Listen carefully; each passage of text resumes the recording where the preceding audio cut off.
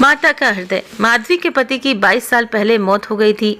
उसके पास कोई धन दौलत नहीं थी और संपत्ति के नाम पर सिर्फ एक बेटा था जो इस वक्त जेल में बंद था। उस घर में वो अकेली पड़ गई थी और उसके आंसू तक पूछने वाला कोई भी नहीं था।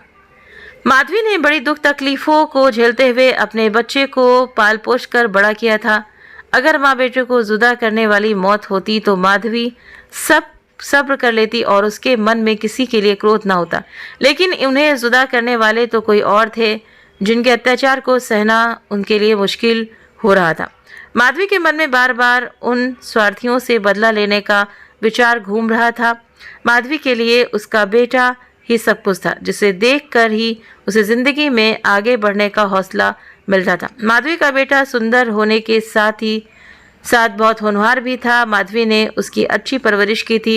उसकी गली के सारे लोग उसके बेटे की तारीफ करते नहीं थकते थे और यहाँ तक कि स्कूल के अध्यापक तक उस पर जान छिड़कते थे। माधवी के बेटे का नाम आत्मानंद था।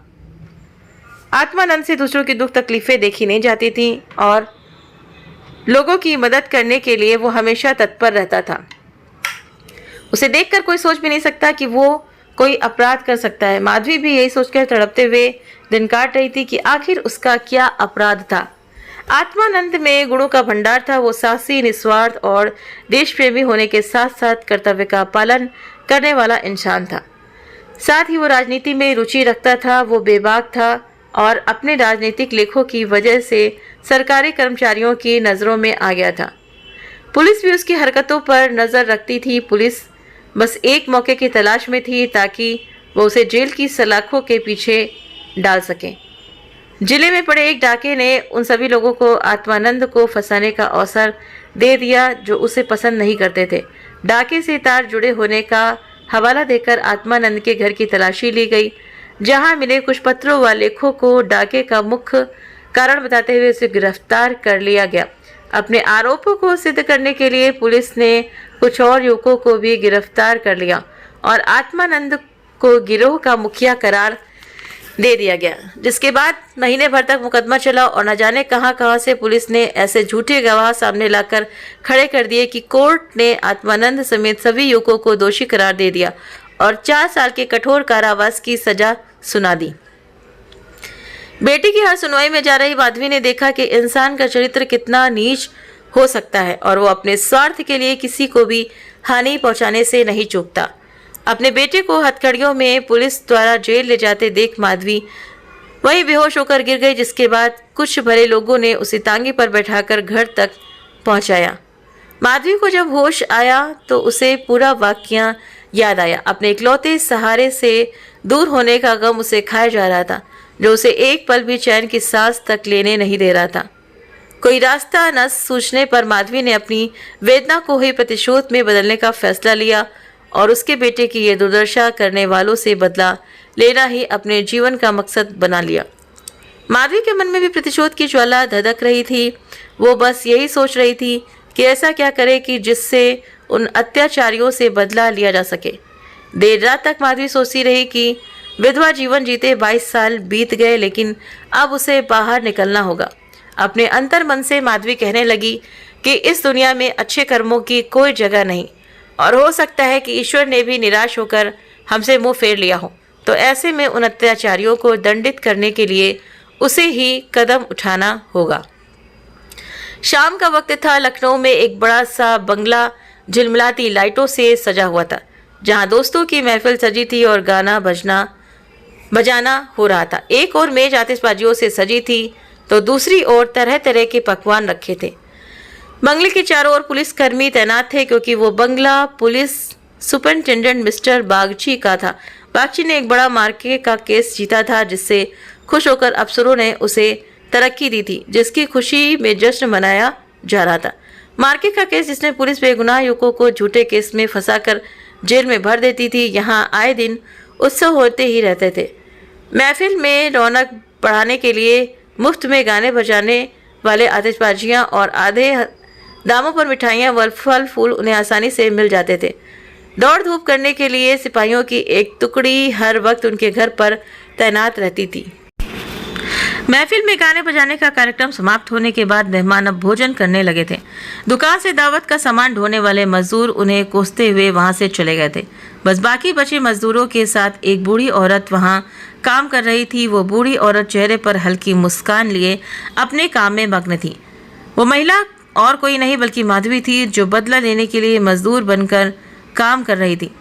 महफिल खत्म होते होते सभी मेहमान जा चुके थे। इक्के दुक्के मजदूर बचा हुआ खाना समेट रहे थे। माधवी एक कोने में चुपचाप बैठी हुई एकटक सभी को देखे जा रही थी। सहसा मिस्टर बागची की नज़र माधवी पर पड़ी तो वो उसके पास पहुंचे और बोले, तुम अब तक यहाँ क्या कर रही हो? कुछ खाने के लिए मिला या नहीं? तो माधवी ने नज़र उठाकर बागची को देखकर कहा, साहब खाना तो मिल गया, लेकिन मेरे पास जाने के लिए कोई जगह नहीं है। अगर आपको एतराज़ ना हो तो मुझे कहीं कोने में पड़ी रहने दीजिए। माधवी की बात सुनकर बागची ने कहा, नौकरी कर लेगी? बंगले में बच्चे को पालना आता है क्या? बागची की बात सुनकर माधवी ने तपाक से कहा, जी साहब, बच्चों को अच्छे से खिलाना जानती हूँ। इसके अलावा घर के छोटे बड़े सभी काम कर सकती हूँ। बस मुझे एक मौका दे दीजिए। माधवी की ओर ध्यान से देखते हुए बागची ने कहा, ठीक है, तुम आज से ही काम शुरू कर दो। माधवी को बागची के बंगले में काम करते हुए 1 महीने से अधिक हो गया था। माधवी अपने काम में इतनी निपुण थी कि उससे पूरा घर खुश था। बागची की पत्नी का स्वभाव चिड़चिड़ा था और वो आलस व अपनी खराब सेहत के चलते दिन भर बिस्तर पर या सोफे पर पड़ी रहती और नौकरों पर चिल्लाती रहती। उसके स्वभाव के कारण बच्चे का ध्यान रखने वाली आया ज़्यादा दिन न टिक पाती। माधवी उसकी जली कटी बातें सुनकर भी चुपचाप अपने काम में लगी रहती। इसीलिए बागची की पत्नी को उससे कुछ खास शिकायतें नहीं थीं। उसने बच्चे की देखभाल की जिम्मेदारी भी माधवी को ही दे दी थी। बागची और उनकी पत्नी को इससे पहले भी कई बच्चे हो चुके थे, लेकिन अज्ञात कारणों से उनका एक भी बच्चा कुछ महीनों या फिर साल भर से ज़्यादा जीवित नहीं बच पाता था। इसीलिए इस बच्चे पर दोनों माँ बाप की जैसे जान बसती थी।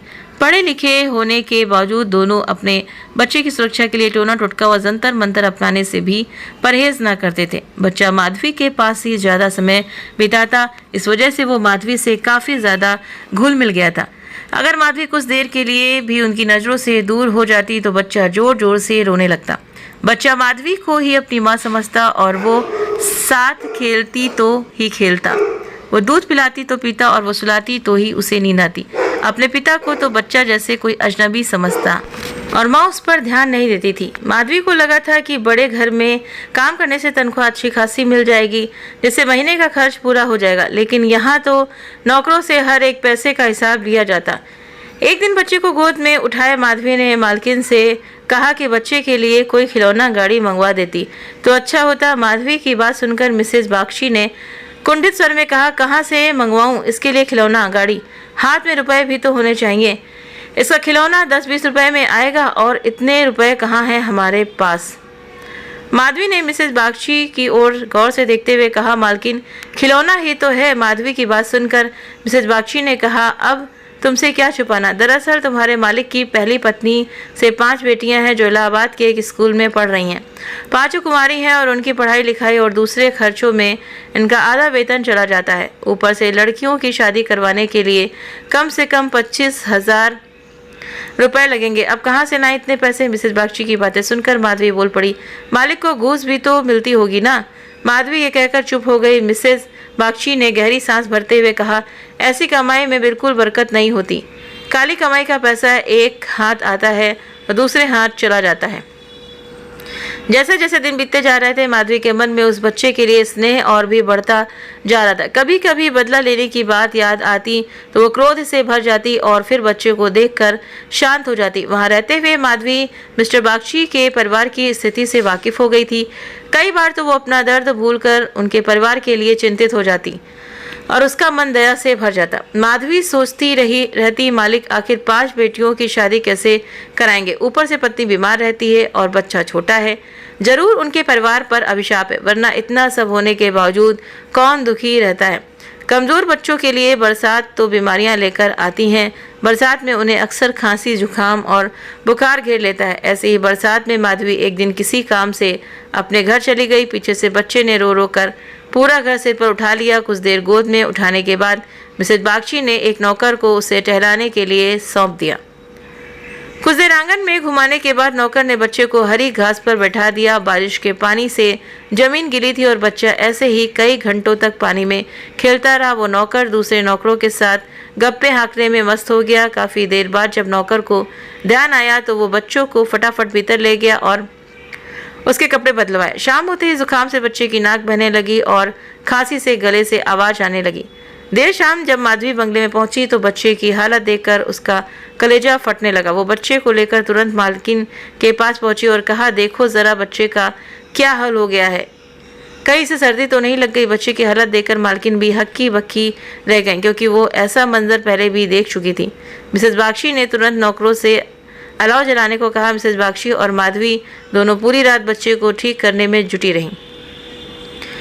दोनों की आंखों से नींद जैसे कोसों दूर हो गई थी। ऐसे में सवेरा कब हो गया दोनों को पता ही नहीं चला। मिस्टर बागची को जैसे ही बच्चे के बीमार होने की खबर मिली वो डॉक्टर को लेकर सीधे घर पर पहुंचे।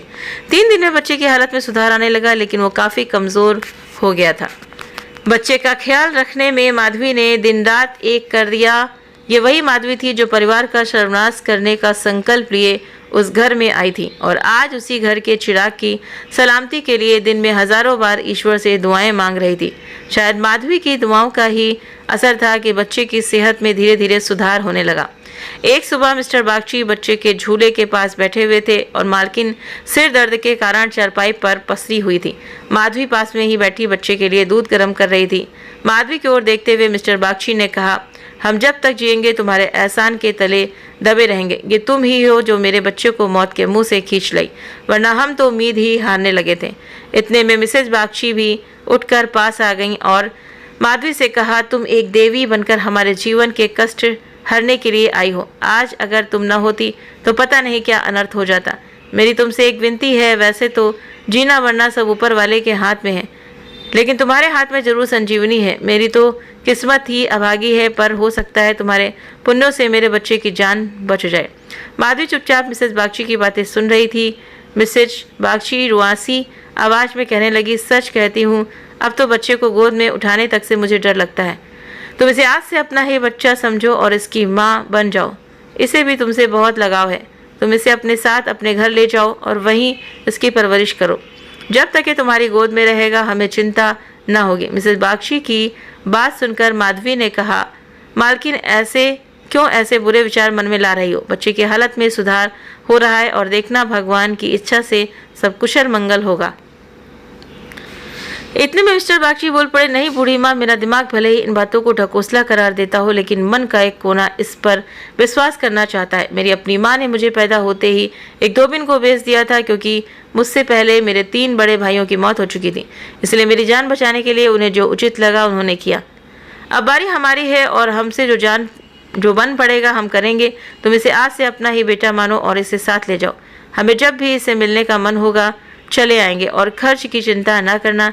इसकी पूरी परवरिश का खर्चा हम समय समय पर तुम्हें भेजते रहेंगे। मिस्टर बागची ने कहा, मैं जिस पेशे में हूँ मुझे न चाहते हुए भी कई कुकर्म करने पड़ते हैं। झूठी शहादतें बनाकर निर्दोषों को फंसाना पड़ता है।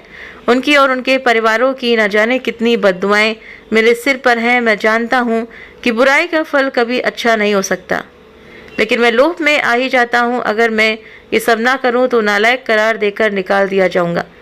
अंग्रेजों को जहाँ 100 खून भी माफ़ होते हैं, लेकिन हम हिंदुस्तानियों की एक गलती भी हमें भारी पड़ सकती है। इसीलिए मेरी विनती है कि हमारे बेटे को स्वीकार कर लो। माधवी को भी उस बच्चे से बेहद लगाव था, इसीलिए वो खुशी खुशी मान गई। गदगद होते हुए माधवी ने कहा, आप दोनों की अगर यही इच्छा है तो मैं बच्चे को अपनाने के लिए तैयार हूँ। मुझसे जो भी बन पड़ेगा मैं करूँगी। मेरी भगवान से बस यही दुआ है कि हमारे बच्चे को वो अमर करे। बड़ी देर से बच्चा आराम में झूले में सो रहा था। चादर से उसका मुंह ढका हुआ था। माधवी ने दूध गर्म कर बच्चे को पिलाने के लिए जैसे ही उसके मुंह से चादर को हटाया, उसके मुंह से जोर से चीख निकल गई। बच्चे का शरीर पूरी तरह ठंडा हो चुका था और चेहरा पीला पड़ा था। माधवी ने जल्दी से बच्चे को गोद में उठाकर सीने से चिपका लिया और जोर जोर से रोने लगी। बालक सभी को छोड़ भगवान के पास जा चुका था। दिन भर पूरे घर में मातम पसरा रहा और रोने की चीख पुकारों से जैसे पूरा घर कौन गया हो। मिस्टर बागची और उनकी पत्नी का भी रो रो कर बुरा हाल था। माधवी जो खुद बच्चे को खोने के डर से तड़प रही थी, उन दोनों को सांत्वना दे रही थी। माधवी उनसे कह रही थी अगर उसके वश में होता तो अपने प्राण देकर भी बालक को बचा लेती, लेकिन ऐसा संभव नहीं है।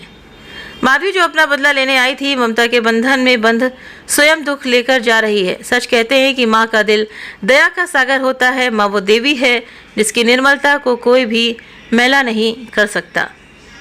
तो इस कहानी से हमें यही सीख मिलती है कि माँ की ममता का पूरी दुनिया में कोई मोल नहीं है। माँ अपने बच्चों की तरफ नहीं देख सकती और बच्चे की ममता के आगे वो अपना सारा क्रोध भूल जाती है। वही ये कहानी ये सीख भी देती है कि इंसान को कभी लालच नहीं करना चाहिए और ना ही किसी को दुख देना चाहिए, क्योंकि जैसा हम करेंगे वैसा हमें मिलेगा। तो उम्मीद करते हैं कि आपको ये कहानी पसंद आई होगी। वीडियो पसंद आया तो वीडियो को लाइक शेयर सब्सक्राइब करना ना भूलें। आप अपने कमेंट करके भी हमें ज़रूर से ज़रूर बताएँ। वीडियो देखने के लिए आप सभी का बहुत बहुत धन्यवाद।